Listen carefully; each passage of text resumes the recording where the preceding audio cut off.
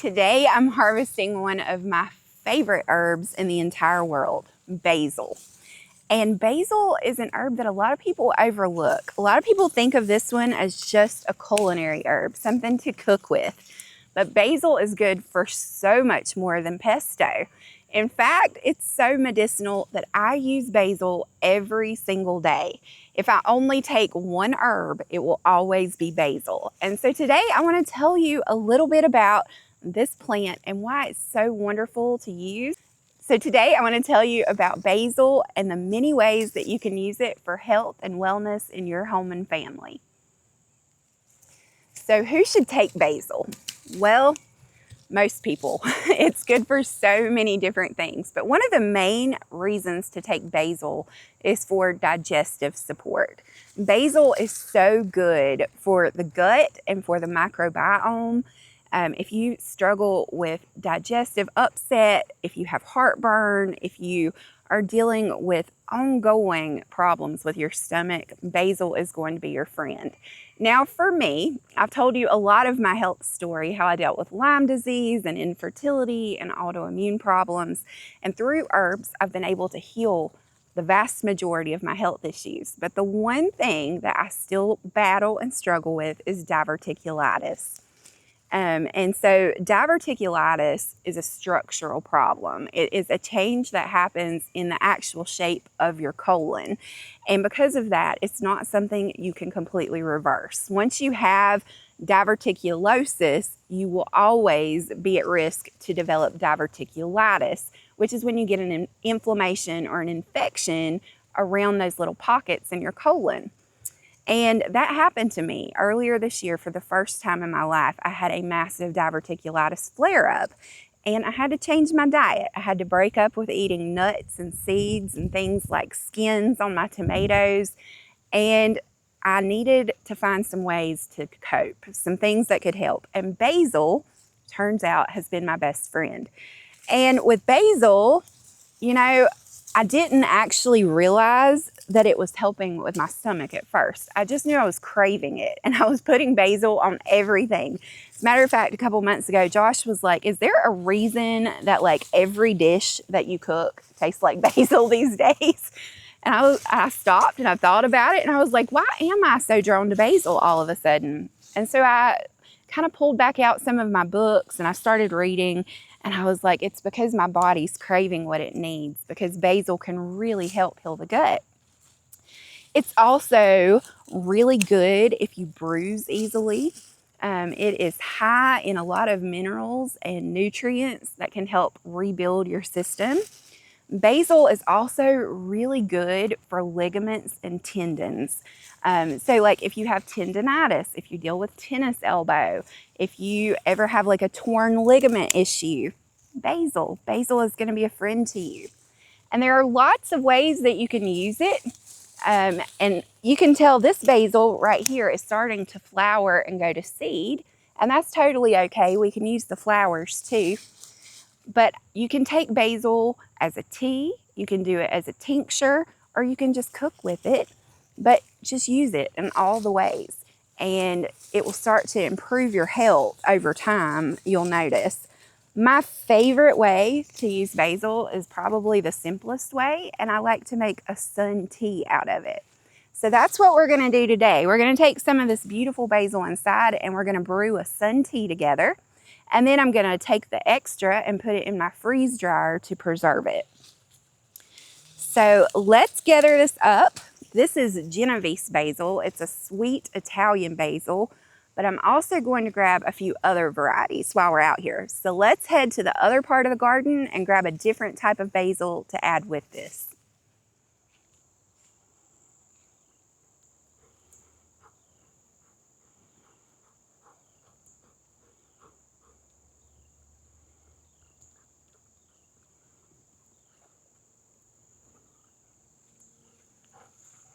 This beauty is cinnamon basil. It smells so good. It has just a hint of a cinnamon fragrance to it. But cinnamon basil is a variety that's especially good for people with diabetes. So if you are diabetic, research cinnamon basil and its benefits. I personally, when I dry my basil, I like to include several different kinds. Instead of just having Genovese basil or just cinnamon basil, I like to do a mix. And so we grow lots of kinds of basil. I grow cinnamon basil, Thai basil, Tulsi, holy basil. We do sweet Italian. We have purple basil, lemon basil, lime basil. And each of them has just a slightly different profile and can help with a slightly different medicinal issue. So what I like to do is harvest a bit of all of them and dry them together and create a blend. And that way, when we reach for our basil blend, we're getting a hint of the medicinal benefits from all the different varieties all at one time.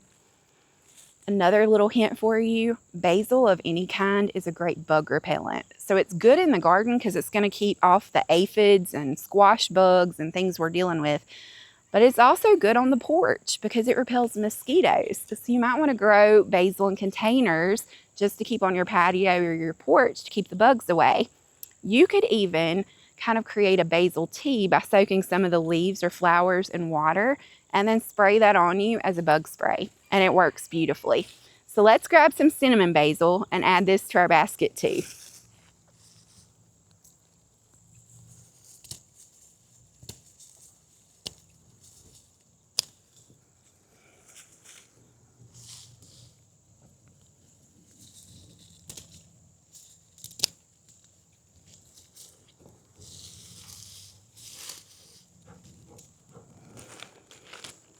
Look at that, it's already filling up. Let's go grab some lemon basil next. So this one is lemon basil. We also grow a lime basil. And both lemon and lime basils are high in vitamin C, which makes them a good friend for the immune system. If you feel like you're getting sick, this is the variety you want to reach for. So we're going to include some lemon basil in the blend that we're making today, just for some immune boost benefits. Basil of all kinds is also really high in antioxidants, which is a friend to the body in fighting off any kind of major disease, including the big C. So including as many antioxidants and anti-inflammatory herbs into your diet as you can is a really good idea, just as a protection layer for the body. So we're going to take a bit of the lemon basil. And just a tip, when you're cutting your basil, pruning it, or harvesting either one, you never want to take more than a third of your plant at a time because you want to leave enough there to let it regrow and kind of develop without stressing it too much. So take about a third. And when you cut the flowers off, it's going to actually cause your plant to bush out and grow even more.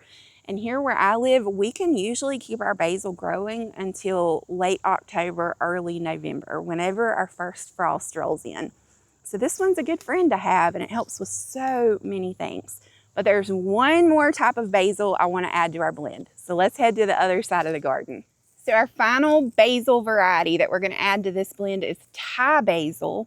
This is one of my absolute favorites to use in soups and stews and broths, any kind of an Asian dish this is wonderful in. But Thai basil also has medicinal benefits, and it's specifically good for respiratory illness. So if you have a dry cough, Thai basil. If you're dealing with like a little chest congestion, a little pressure, if your breathing is tight, like asthma type symptoms, Thai basil. So as you guys know, I told you last week that we were going to be doing some traveling, and we did. Since I saw you last, we have been all the way across the country to Oregon.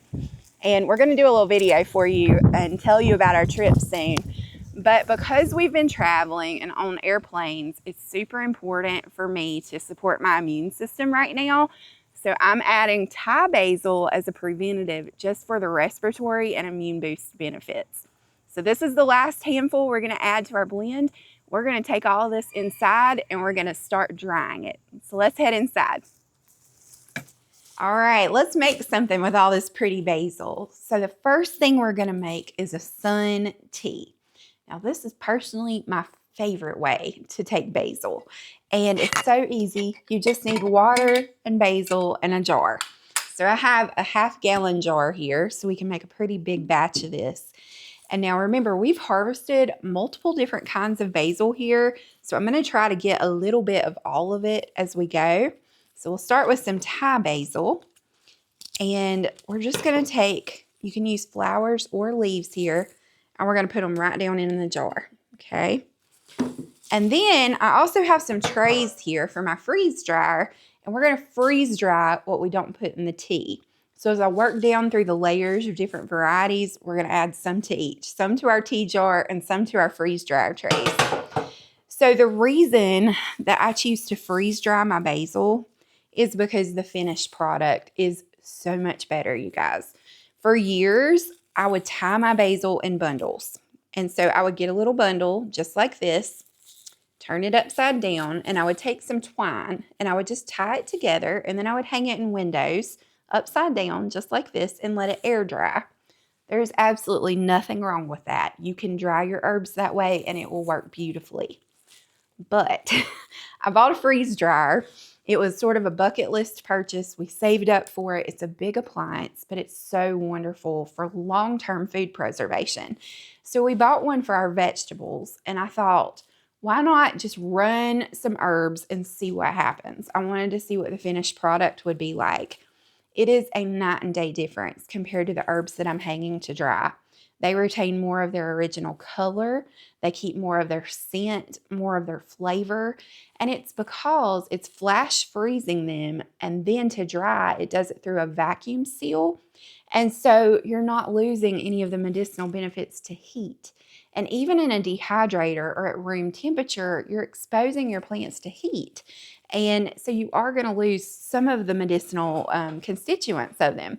So with freeze drying, you retain much, much more of the medicinal benefits, and it's just a prettier finished product. So I tell anybody who loves herbs to invest in a freeze dryer. Save up. I know they're kind of expensive, and I don't recommend it lightly, but when you're able to, it's worth it. It is so worth it if you're going to do a lot of herbs and a lot of processing herbs. So we've got our Thai basil for respiratory health and immune support, remember. And when you put these on the freeze dryer trays, you can pile these on. I mean, that's a lot on there. And I will just mash it down as I slide it into my machine. You can cram a ton of herbs in the freeze dryer. And don't be afraid that you're going to overload your trays, because you will not. Okay, so then let's add a little bit of our lemon basil to our jar. So I'm going to add some leaves of the lemon basil. And this smells so good. I know, like every video I tell you guys, I wish I had smell-o-vision. I really do, because it just smells so good. I'll never get over the smell of homegrown herbs. It's a beautiful thing. All right, so we've got some lemon basil in our jar, and we're going to move the rest onto our freeze dryer trays. Again, we're going to pack these full. And it takes, I'm going to say, maybe 6 to 8 hours to freeze dry basil, compared to, I mean, if I were going to air dry this, like hang it in my windows like I used to, you're looking at probably 10 days to 2 weeks for it to be completely dry. So that's another benefit of freeze drying your basil. It does save some time, and we can process almost like around a day. So we could just continually refill the trays and run another round to process it all. All right, then we've got some of our Genovese basil, more of a sweet basil, and some cinnamon basil in here. So I'm going to rip those up and add a bit of that to the jar. That one was cinnamon basil. And then let's grab some of that sweet Italian Genovese basil out of the bottom. And let's add a little bit of that too. Okay, that looks pretty good for our tea. I'm full, not quite to a half. If I were to pack that down, it would probably be more like a quarter. But just some loose leaf basil in there. And here's how you make a sun tea. We're going to pour water over this basil and just fill this jar up with fresh water. Just like so. And then we're going to add a lid and a ring. And see, this is where herbalism doesn't have to be complicated, right? This is called making a sun tea because we used cold water. We didn't pour hot water over it. This is cold water. Shake it up good. And now we are going to take this outside here in a few minutes and we're going to sit this in the sun to steep. And I'll explain more then. But for now, let's finish filling up our freeze dryer trays so we can get those running while we take our tea outside to brew. So we'll pack our trays full and get this in the freeze dryer. And then I'll meet you out in the garden and we'll make some sun tea together. All right, so we've got our basil and water infusion ready to sit out in the sun. To make a sun tea, this is so simple. You just put your jar of water and herbs outside in a sunny spot. And you want to leave it all day. Then you can shake it up and kind of see how it's looking. It's not going to be dark like a tea that you would make with boiling water or hot water, but the flavor will be there. Now, if you want a stronger infusion, you could bring it in when the sun goes down and then stick it in your fridge overnight and let it infuse in the refrigerator overnight. And then tomorrow morning, we could strain it out and remove all of the leaves and flowers, and then the liquid left behind is our sun tea. If you like a kind of a milder infusion, don't do it in the fridge overnight. Just when you bring it in at the end of the day, go ahead and strain it. Basil tea is so refreshing. It is like the perfect tea on a hot summer day. It will cool you down. And again, it's got all those medicinal benefits. And because we put a little bit of all of our basil varieties in here, this is going to be a medicinal super brew. So we're going to let it sit out here in the sun and steep, and we'll enjoy this as a family over the next few days. But try making a sun tea with basil or another herb and let me know, what is your favorite way to use basil? I would love to hear from you in the comments today.